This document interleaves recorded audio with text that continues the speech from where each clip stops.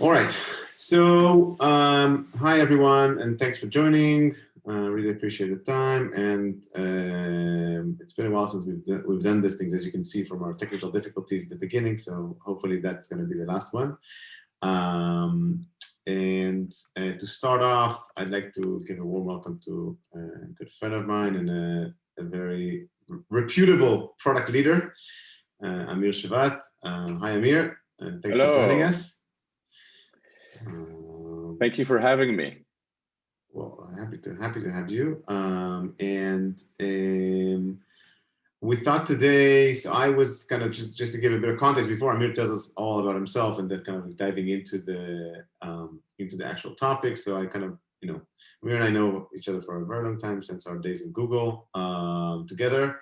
And at some point I bumped into your article about product management and parenthood, which I thought was very, very cool. And as both, in the business of product management and a parent of two adorable kids myself, I thought it's a good topic to have a chat about. And awesome.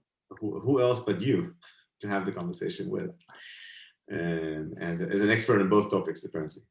I'm not an expert in either. I'm an okay parent, like all of us, and we're all work in progress. And I think the same should be said on product. Work in progress is the best that I can attain to myself. Yeah, that's indeed where all of us are. I mean, I think some of us are in MVP stage yet on either on either topics, but let's get with that. So, kind of to kick it off, if you can just share with everybody on the call and kind of a little bit about yourself and your background, how you got to where you are today at Reshuffle. Okay, and you awesome. can kind of kick it off from there. I think you have a deck. Do you want me to present? Do you want to? No, I can present the deck. Let me do that now that I'm a host. Exactly. You can do everything. Exactly. Okay, let's do this. I'll share window. Can you see my screen? Yep. Awesome. Okay. Present. Okay. So this is me. I apologize that you have to see two versions of me on the same screen. I'm a co-founder and chief product officer at Reshuffle. Reshuffle is an open source integration framework. This is my Twitter handle if you want to hear more about product and stuff. I'm a one-trick pony. I know how to build developer platforms. That's what I've been doing in the last 20 years, and I've been doing that in multiple companies. So working with developers on product, being an engineer in the developer tool, being product, being developer relations, and business development, marketing, and so forth. But one focus, which is developer products. Started at Microsoft, working with developers and startups, building on the Microsoft stack. We worked on SharePoint, on workflow, on .NET, then joined Google. At Google, my job was to create a developer program for Google initially in Israel and then worldwide to talk to developers and to work with developers. I created the startup program for Google and the experts program for Google. And moved here to Palo Alto to work with developers all around the world to help them build and from spec to implementation, build apps on Android, build applications on Chrome, on cloud, and so forth. Then I joined a small startup called Slack. We were 80 people at the time, and we had 50 developers on our platform. And when I left 2.5 years later, the company was around 2,000 people, and we had 250,000 weekly active developers using our APIs and our tokens. So it grew a bit. Yes, I had hair before I started that. I'm joking. If you know me, you know that it's not true. I can tell you it's not true. Yeah, I've been bald since I was 18. And if you're a PM and you don't know the difference between correlation and causation, you would say that I choose the companies that I work for based on the color of their logos. And that's not true, because then I joined Amazon Twitch. Amazon has asked me to be the VP of a platform that they just acquired for $1 billion. Twitch is a platform that helps people stream their favorite games and create Just to communities clarify, around them. the platform was $1 billion. They didn't give you $1 billion to run the platform. Just No, checking. that Okay. would be an awesome deal. I should probably renegotiate. Yeah. They gave me, but let's say they gave me enough money to be the Okay. VP of the platform, to manage the APIs, again, the developer platform. But now my developers were Riot and Blizzard and EA and all the game developers that you know and love. Yeah. And just to finish this off, I also authored 2 books on product design. One of them is on designing conversational interfaces, building applications that talk to us, like Alexa and Google Home and Slack bots, and WhatsApp bots today, and designing web APIs. So building APIs that developer love, both with O'Reilly. So that's on me. Do we want me to? Should we jump straight into the topic, or I think that's just. I mean, first of all, thanks for the introduction, and obviously we know each other since your days at Google, and amazing to see. And I mean, you've been working now on Reshuffle. We can talk a little bit maybe at the end about what Reshuffle does, but I think let's jump right into the actual topic at hand, which is, and I thought, especially nowadays when parenthood looks even more challenging than before, in the days of COVID-19, I thought it would be a good topic to discuss. So let's just dive right in. Okay.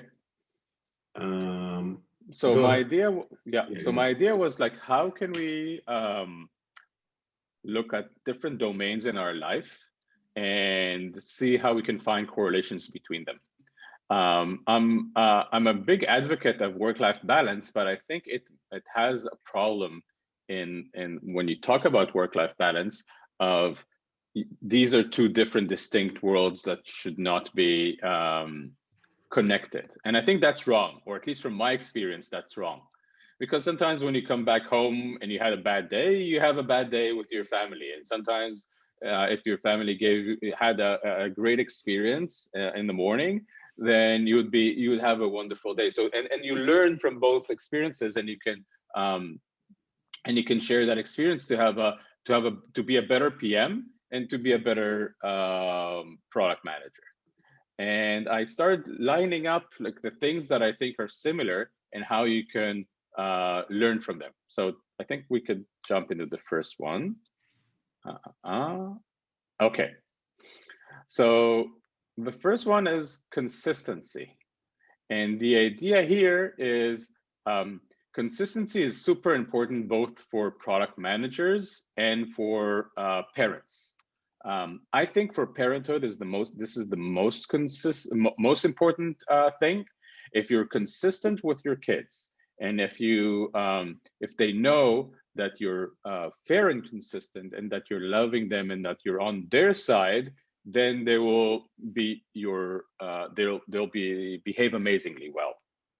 I couldn't agree more. It's a very hard thing to follow, actually. I mean, I think for me, that's one of the, it's true also for product, but the reality is that when you're a parent, I mean, you get into these very strenuous situations, and you get to these like really thorny points, and then you're like, okay, like you say something and you don't actually mean it, and then you're like, this creates a lot of mess in kids. I mean, I've seen it many times by doing the wrong thing, that it creates a lot of mess in kids' mind. Basically, they're very confused. They lose their confidence in a way because of it, right? Yeah. So it's a very interesting phenomenon to watch. Yeah, and I think being non-consistent is bad for different reasons for product managers and for parenthood. To your point, if you change your mind a lot as a parent, your kids start losing faith in what you're saying. If you say, hey, no TV, and then you say, okay, TV, they know that when you say no TV, you don't really mean it. and that you're going to change your mind, or they could throw a tantrum and not and get what they want. So if you say something, really mean it, and make them understand the reasoning behind that, and we'll talk about that later. But also be very consistent. Doesn't mean that you need to be like the hard ass, this I said it and I'm God's word. But I'm saying if you're more consistent than not, then your kids will understand that there's a pattern, that you mean what you say. From a product perspective, as a product person, I think it's very important to be consistent, because it gives faith to the engineering team and to your customers that there's a plan, and that there's a roadmap, and that it's trusted. If your roadmap and plan changes every day, then at least as an engineer, I can say that was very frustrating to me when PMs did that to me. When they said, hey, we're building this feature, and we start building that feature, and then, no, we're building that feature. So if you do that enough, you lose engineering trust. And if you, and that's not as bad as if you do that enough, you lose customer trust. And then I can share from my experience on that specific one. And I've seen product managers lose their job because of it sometimes. When you're not consistent with your go-to-market teams, especially if you're in B2B land, even before customers, your sales organizations and your support organizations become very, very frustrated with you, right? So it becomes a very thorny relationship. For me, that means always two things. One, be very careful when you put on a roadmap. So, part of what being consistent is all about is knowing what to say and what not to say, like what you can commit to and what you cannot commit to. And regardless of that, it's really important. I really think it's very important for people to keep in mind that while we all work in this agile environment, and it's all, it's very flexible, and you're allowed to change your mind, etc. Once you put things on paper and once you share your plans, people expect, a good percentage of that to be there. Yes. And if it's not, then they're like, you don't know what you're talking about, basically. Exactly. Sorry, did I leave? Do you still see the screen? Yeah, we see your slide. There's a little bit of like a background, and you can see now all your tabs. Oh, but it's okay. Let me try that again. Sure. Okay. Share screen. Do that, and present again. Okay. Great. All right. Let's move on. Let's move on to the next one. Yes. Okay, this is somewhat controversial, but I'm still a strong believer in that. I think that alignment is very important. Again, these are all directional thoughts. They're not absolute. But if parents do not agree, and they do not agree on an ongoing basis, it hurts the first one, which is consistency. So if one parent says, don't watch TV, and the other parent says, yeah, go ahead and watch TV, then the kid says, okay, each parent is consistent, but I can play them. I can, whenever I want to get my iPhone, I'm going to talk to father because he's more lenient. Or whenever I want to eat more chocolate, I'll talk to mother because she always gets me the chocolate that I want. So these are the type of things that if the parents are not consistent, and again, I'm not talking about everything parents say should be exactly the same, because we do need to show kids different opinions. But if you're not aligned on the big things, then the kids start playing the system. And yeah, you were no, go ahead. One thing that I've seen is you don't have to show the kids how the sausage is made. So sometimes if you don't agree with your spouse, go to another room or talk at night when the kids are sleeping and talk through the big issues and come to an agreement. And even if I don't agree with my wife, which rarely happens, sometimes happens when I'm wrong. And so I say, okay, I disagree, but I commit to supporting you. And when the kids ask me, I'm going to say your opinion rather than mine, because sometimes it's more important to be aligned than to be right, in my And opinion. you've touched now on a very Amazonian principle of disagree and commit, basically, Yes. which is obviously, I think, I don't know if Bezos actually invented it or not, but he's very much famous for it.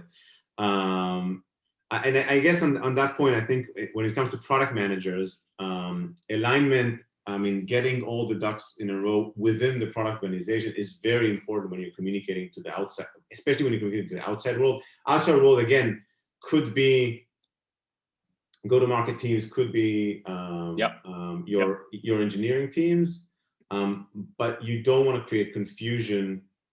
I think it's a little bit different than, of course, than in Parenthood, because I mean the relationships are different between PMs and couples. But I do think that it's one of those things where either you have full ownership as a PM and that's it, or if there is collaboration between PMs, then you have to kind of like get your act together and agree on a view rather than confusing people around. So that's very clear. It's funny that you say Amazon, because like I've been at Amazon and you go to VP school in Amazon and they tell you how what's behind this agree and commit, and most people outside of Amazon, even some people inside Amazon, misunderstand this agree and commit. People think that disagree and commit means my manager is a jerk, but he makes the calls, so I'm going to say yes and then do whatever I want, or I'm going to say yes because I don't want to lose my job. Yeah. And that's not disagree and commit. That's disagree and be discontent. Yeah. Disagree and commit, saying, hey, I understood your point of view, you understood my point of view, I understand the reasoning and data behind your decision, and these are equal decisions. So there's like, I don't have enough information to convince you otherwise, and you don't have enough information to convince me otherwise. One of us has been designated to be the decision maker, and I accept that. And now that the decision has been made, I see it as my own decision. That's the process of disagree and commit. It's not like, so once you say, I understand, and once you get into this understanding of there's two choices, I choose A, you choose B, but it could go either way, and you make the decision because that's how the game is played. Now I go on your A 100%, and that's very, very important. Yeah, and it's also, I find it one of the most difficult things to do. I mean, it's a very hard, it's actually, I mean, I like the principle, but it's a very, very hard thing to actually, fully to own it, right? So I mean, people have emotions, and I think it's quite a complex thing, but I think once you get into it, especially at work, I think that's quite a powerful tool to just move on. So just not linger. Like in a lot of cases, when this doesn't happen, you see companies just like drag themselves back. Yeah. And that's a very common thing. And another interesting thing is that it doesn't trickle up. It's not that you agree with your manager all the time. Jeff Bezos does disagree and commit all the time. His thought process is that PMs in his organization are much more aware of all the intricacies of a decision. So if he doesn't agree with them, they probably have more information, more instinct than he has. Yeah. So a lot of if you read about his decision making, a lot of the time he disagrees and commits to their call. Yeah. Yes. All right. Let's move on to the next one. Yes. Let's move to the next one. Prioritization. Another very, very hard thing to do for PMs and for parents alike. Yeah, I want to let's start this one with PMs, because I think, I mean, for me, that's the heart of, I mean, really, that's the heart of product management. I mean, eventually, prioritization is the heart of what differentiates between good product managers and, less good product managers. So let's talk about that in product management first of all, and then we can talk about kids and parenthood as well. I think prioritization is where most PMs fail, and where amazing PMs shine. I think that product manager, as an essence, if I had to sum it up in one sentence, is say yes to the top 3 things and say no to the rest. And I think that the key here is that the decision is not hard when you have low priority things and high priority things. That's what people think prioritization is. I don't think that's what prioritization is. Hard prioritization is deciding between two highly important things. It's more of a it's more of taking the bet and understanding the essence of what is important, what will move the needle for our customers, what will bring the most amount of value to our customers and to our business, and then choosing between two babies that you really, really like. That's the hard part. Yeah, the way when we talk to our customers, this craft, I mean, the way I position it is like basically in most cases when you're a product manager, there's probably like, you know, out of 100 features on a list, there's probably 10 that everybody agrees that you have to do. Like, it's not even a question. It's like so obvious. And then there's probably 10 or 20 at the bottom that nobody's going to fight about it. It was just there for whatever reason. And like, but then there's like a 70 middle that they're all kind of looking fine, and you can only do 20. And that's where, and this is exactly to your point, this is exactly this concept of like, this is all good. I mean, these are all good decisions to take. And then how do you differentiate between them, rather than like, how do you differentiate between like obviously great and obviously poor, which is like, you know, that's not that hard. I mean, that's like usually quite obvious. Yep, exactly. And I think the key here, another thing that people do in misprioritization, they say we are going to do both, or we're going to do all. And to borrow from another amazing product manager, Steve Jobs, he always talked about more wood behind less arrows. And if you have 5 things that your team is working on versus 2 things that your team is working on, to a certain degree of resource constraint, you'll be more successful with the 2 things rather than the 5 things. Yeah. So first of all, I always found that analogy very strange because arrows need to be lean and fly well. And you put more wood on them, they kind of, you know, they become like these heavy, thick arrows, but anyway, I mean, it's a good analogy. It's just like, I always imagine it in the wrong way, I guess. But yeah, it's absolutely. And I do think for me, and I think I'm not awesome at this at all. And Ronnie, who is my partner in crime, is much better at this than I am. And to be honest, and I'm going to say something that might sound controversial, eventually product managers need to live with the feeling of saying no to people. And in many cases, if you can't live with that feeling, you really should think about your career. I mean, it's just not an awesome feeling to like be the person who says no to many people most of the time. I don't know how do you handle that, but I think it's always that's one of the challenging parts of this specific principle. I totally agree. And I think that now I'm one of my roles is an angel investor in startups, and it has the same thing. If you want to ever dab in angel investment, you'll say no more than you'll say yes. And by the way, this is a great segue to Parenthood. Yeah. Because there's a path in Parenthood where they say that you don't say no. I highly disagree. At least in the beginning, when you're teaching your kids what to do and what not to do, you say no more than you say anything else. Like there's a Darwinistic stage with kids when all they want to do is stick their finger in a electric socket, and all they want to do is go and try to lick things. And if you don't say no, you put your kids not just as a bad parenthood, but like at the risk of losing your kid. So saying no is a big part of parenthood. But also in prioritization with as a parent is focusing on what's important. If you become this anal parent that controls every aspect of the kid's life and mandate them doing tons of things, it ruins the relationship. They need to understand that they know what is important to you and they know what's not important to you. And that gives them the leeway to communicate and work with you in a good framework.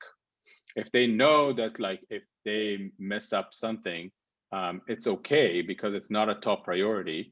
But if they do other things, it is very important because that's the most important thing for you.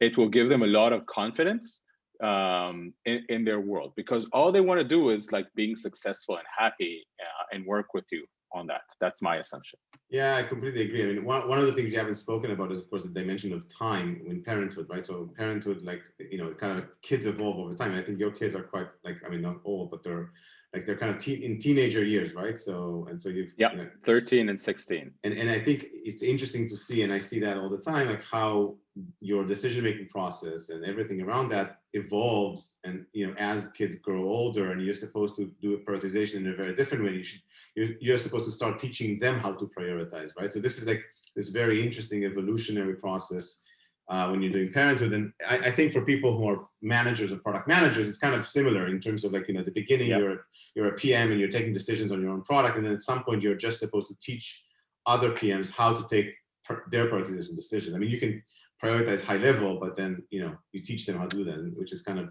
very similar to parenthood as well, in a way. That's very, very insightful. I think that one of my biggest learnings moving from Slack to Amazon is that at Slack, I manage 15 people.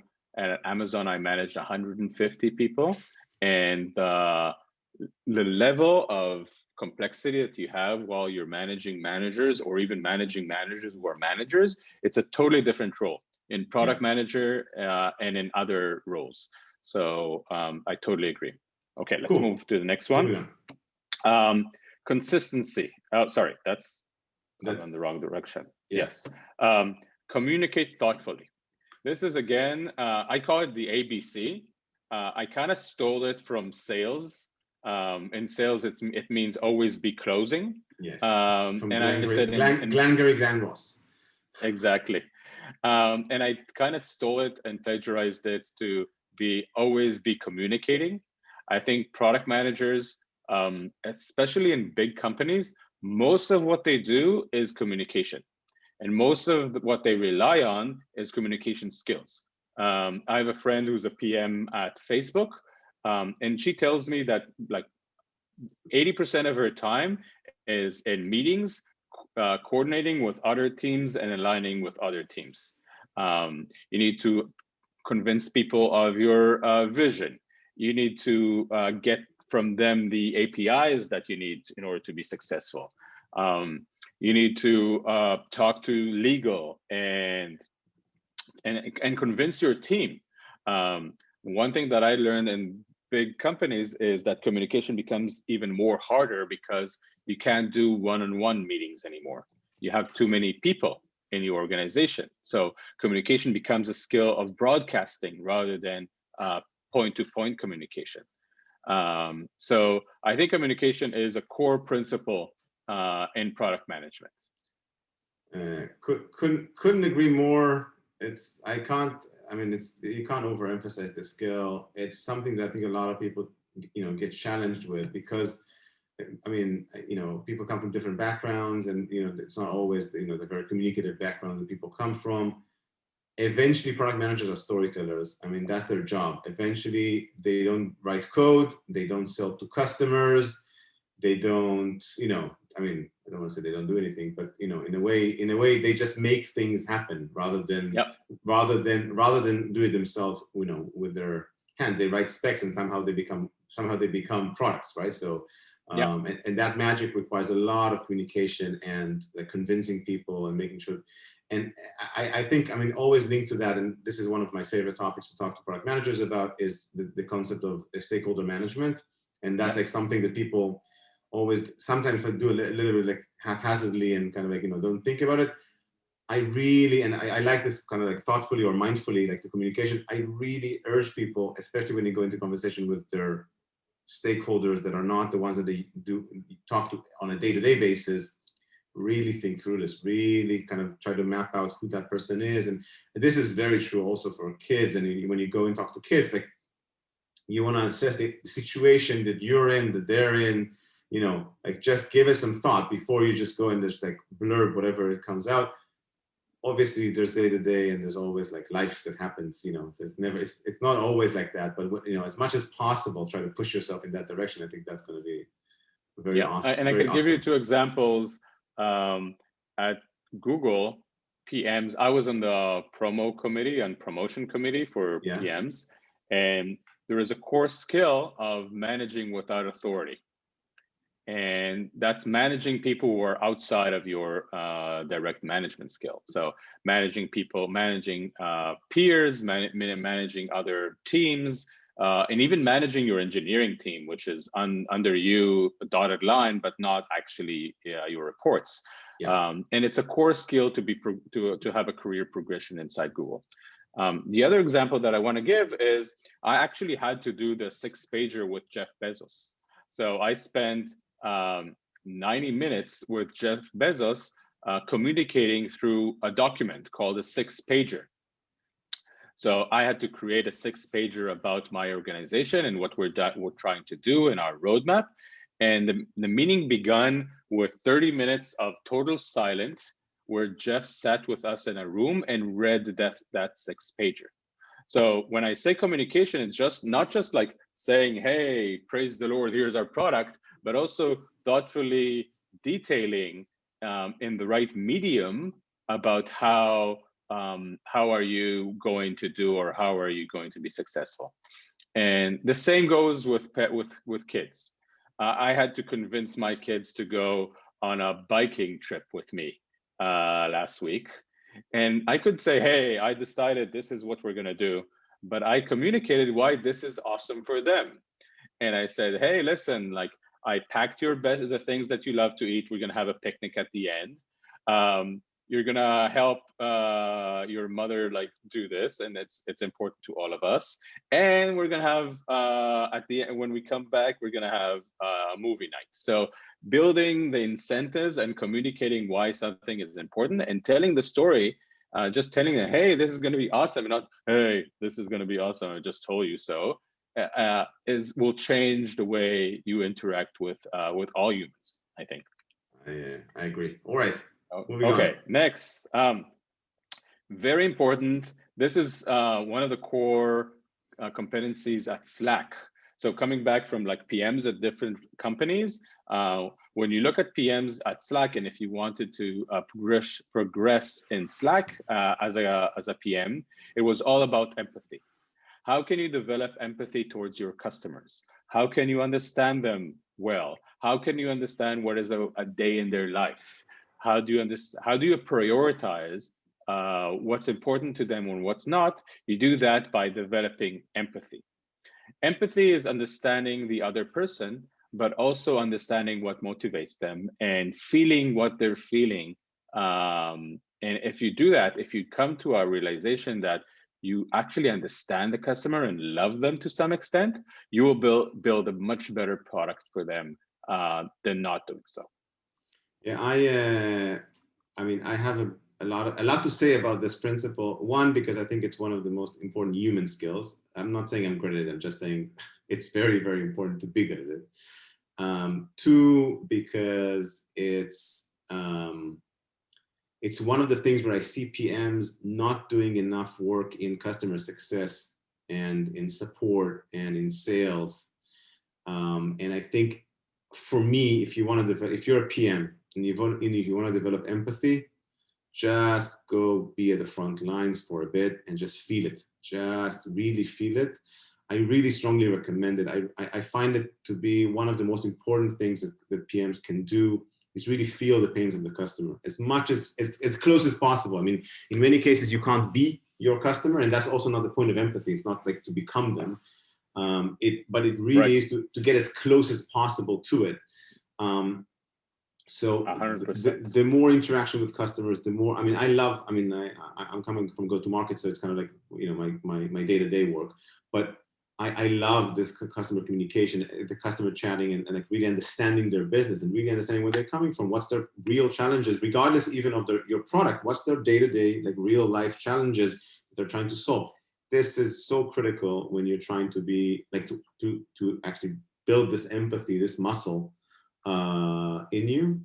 And with kids, I think, I mean, it really goes without saying. It's like the most, especially with kids, because they're very unclear to us. Like, they're very different. Like, I mean, we all were kids, but it's like, you know, but it's like, as you get older, you kind of like forget how it is. And then it's really one of those things when it's like, you just bring yourself to that place. I think it will also make you as a parent just a happier person, because you start feeling it a bit like a kid sometimes as well, which I think for me at least is kind of fun. But So one thing that I found really useful as a parent here was to empathize in a deductive way. So instead of telling your kid, hey, you just finished your gym class, you're cranky because you're hungry, and that's why you don't agree with anything and just want to go to your bed and not do anything, but you should actually like have an apple or something like that.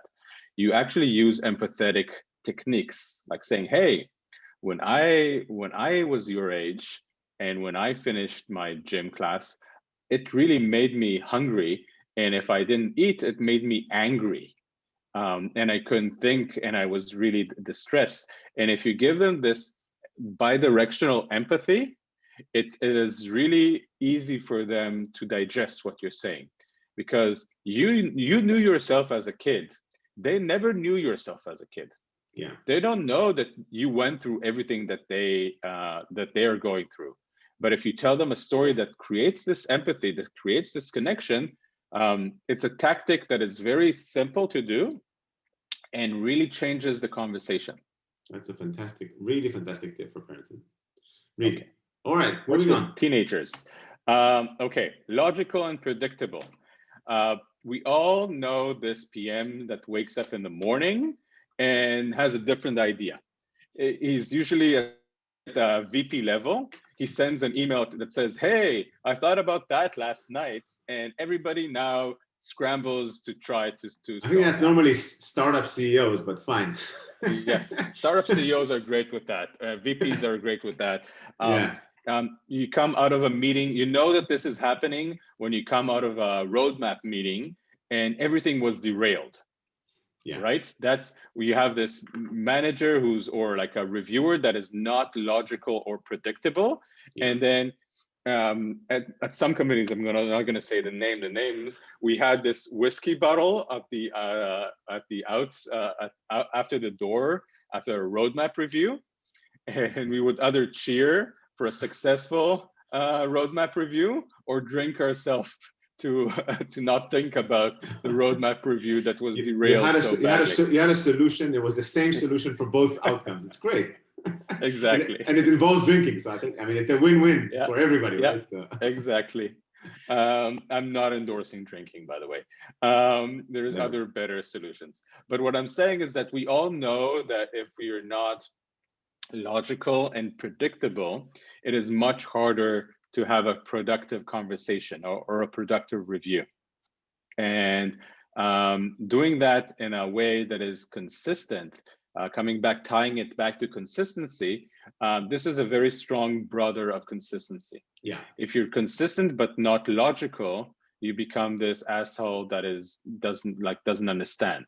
And if, again, coming back to principle, look at like leadership principles at Amazon and look at the way decisions are made in big companies like Facebook and Google. They're very logical and predictable. You look at data, you look at other things that worked in the past. You have this logical path to come to a decision. And the same thing with kids. From my perspective, if the kids could predict what I'm going to say, I've done my job right. Like my kid comes to me from time to time and say, "Hey, Dad, I know the type of games that you allow me to do, and I think this game falls under the you're going to allow me to do this game, and I'll tell you why you will think that this game is good." First of all, it helps them build reasoning, which is a very strong skill that every person needs. But if they could predict my reasoning, they do a lot of the work for me. So today with my 16-year-old, he could predict me extremely well and know what I will say no to and what I will say yes to. So in the same way, if you know a manager really well and they're logical and predictable, you have a very easy way to do your roadmap review. The same thing like getting approval as a kid, it's much easier. And then you could do a lot of things as a kid and it's very predictable. So you have a better life. I agree. All right. Okay, last one. I think this is the last. Oh, there's two more, Yeah. and we're good on time. Yeah. So trust and earn trust. Again, I'm borrowing from the Amazon leadership here. As a product managers, because we don't have sometimes we don't have direct management over our team, its influence, and especially with key stakeholders, you need to earn trust. One tactic that I did with PMs in my organization is give them a small project to be successful in as an onboarding skill, so that their peers will have trust in their capability to execute end to end. It shouldn't be a hard task. That's a good tip for kids as well. Yes, definitely. If somebody experienced success, they're more likely to believe that they're successful, and they're going to be more successful. It's like gaming the future. Yeah. And with PMs, that's super important, because a PM that doesn't have their team trust or their peers trust will absolutely fail. And if you have this trust, you have more probability to be successful. Yeah, And I completely agree. And one thing I would say about this, I actually don't think it matters if there is a direct line or not of management or not. I actually believe that this is a good principle of running a successful team, regardless of line management responsibility. I've seen managers, I've managed a lot of managers, and hierarchies, yep. and like, even when you are the manager and you have direct line responsibility on people, but they don't have your trust, the team doesn't function very well. It doesn't matter. I mean, the fact that you can put, theoretically tell them what to do, doesn't actually surprisingly doesn't impact the success of the team, because you would assume that if you give everybody the right instructions, then it'll all work fine regardless of whether they trust you or not. But if they don't trust you, they don't get the most out of themselves. Actually, that's actually the big issue. I mean, people who don't trust you, they feel like they start doubting themselves because they don't trust the system in a way. Yes, and with parents and teachers, I think this is a death trap. If parents and teachers move into this place where the kids do not trust the parents and the parents don't trust the kids, it sometimes happens when they become teenagers. And if there's no trust, it becomes almost an animosity game of like, Yeah. did you do this? I don't trust you. I don't like that. And my kid, one of my kids said that, like, some of his friends being teenagers, they lose the trust, and then they lose the relationship. So it's super important when you even when you're starting to lose trust, start building trust. And it's counterintuitive, because your intuition is, when you lose trust, to lose trust more. Because you check something, it doesn't align with your trust, and then you lose more trust. So Yeah. making sure that you stop before there's a total loss of trust is critical and counterintuitive. All right. Okay, last one. Last. PMs that do not learn fail 100% of the times. And they usually, and this is an example that I gave here with, like, all PMs celebrate their first launch, but what they actually need to celebrate is version 1.3, not version 1. Version 1 is an opportunity to start learning. It's not the end game.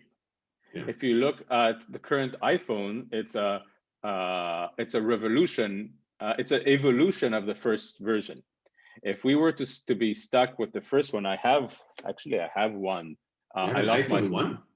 Not 1, but 3, I think. Like, it's like this the old, very, very old thing. And I used it because my phone was proven to be not waterproof in a rafting exercise. So before I got my new one, I reverted to one of the old ones. And it's it is a great product, but it's not the product that I would want to use. So I think looking at product as evolution and learning all the time is a key strength for product people. You might be successful once or twice because of luck or genius, but consistently, PMs that are learning are better than PMs that are guessing. Yeah, I agree. It's also, I mean, it's also, how do you say it? It's like the consolation prize for getting old. Yeah, exactly. Exactly. As I'm in my 40s, it's just like it's the one thing you can say is that you've learned some stuff on the way. It's like, I think for a lot of people, if you don't learn, if you get older and you haven't learned anything, that's just like, what are you doing? What have you been doing? Exactly. Yeah. And I think for one thing that we need to think about as parents, we always need to evolve because we change, because the kid changes all the time. Yeah. I remember when you have a kid, which is like, there's a certain Darwinistic trait that we have as very, very young kids, which is in the first 2 weeks, we don't usually do a lot of noise. Yeah. And I think this is because the kids that did do a lot of noise were put outside of the cave and were eaten by bears. So for the first 2 weeks, the kids are very, very silent. And all the parents are like, yeah, my kid is great. We sleep great. And then after 2 weeks, they have this face of like, my kid is broken and I lost the receipt and I can't return them. And then they start smiling to trick you. To trick you. They start smiling so that you think that they're cute. Exactly, but they make you not sleep at night. So I'm saying that the job of a parent is always evolving and changing. And again, this is a best practice that I do when I talk to my kids is I ask them as they grow, what will they complain to their psychologist about me? Where did I go wrong? And I continuously from time to time keep challenging that. And then I try to improve on that factor. Wow. When I was flying all around. That's like a very teenagery question to ask. I guess that's not something you ask a 3-year-old. No, you need to ask a teenager, and it's the equivalent of NPS, I guess. Would you recommend me to other kids as a parent? Exactly. Yeah, it's like I never thought about asking my kids for an NPS, but this could be a good. I'm more of a CSAT person. Like whenever I do something nice, I'll just ask them, "Was this great for you?" Great. Yeah. Like that. By the way, never ask your partner about that. I once asked my wife, would she recommend me to other women, and that didn't end well at all. Well, as a divorced person, I can say I'm like, I can, I've made those mistakes in the past, so I can just live with it. Yeah. I didn't get me to a divorce, but got me to like not be very happy for a day. So basically, okay, yes. So basically, I think the learn and improve is a good ending point because it connects all the previous points, because you can be good or sucky at all of these points, but if you learn and improve, you start to understand how you can do better in all of these points. So it is more of a meta trait, but it is important because it's a tool that helps you be better in all these other points. Okay, I'm going to stop sharing now. Yeah. So if people have any questions or comments, this is a good time to just add them. I just see a few comments here.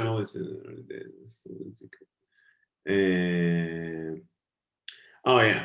So yeah, it's not a question, but it's a good comment about the fact that as soon as you think you've learned how to master the kids, then everything changes. I completely agree, and thanks for that comment. And I really think that's why Parenthood is so fantastic. I mean, again, I obviously not preaching for anything. Everybody takes their own choices in life, and it's all good, like whatever you choose in life, but as a parent, I mean, I really find it to be one of the biggest, if not the biggest, learning experience of my life. In this, I mean, you get to reflect a lot, and you get to think a lot, and you get to really challenge yourself all the time in your own premises. It's a really fantastic thing in terms of learning. Any questions from the people on the call? We're kind of like almost out of time, so I just want to make sure that if people have any questions, say now or be silent. Yes, no, I mean, you can write it on the chat or you can ask in the Q&A. Seems to be good. Okay. All right. how do you handle a project if CEO starts giving order? Yes. That's a great question. Indeed. Do you want to take it? Yes, I can try. So the idea here is making sure that the CEO understand that he hired other people in order not to do their job. So one thing that I did, not to a CEO, but to a manager, is I said, hey, you hired me to, I asked him, why did you hire me? Or why, and he said, okay, to manage this type of API at the time. And I said, okay, so you hired me because you don't want to do the job and you believe that I can make the decisions.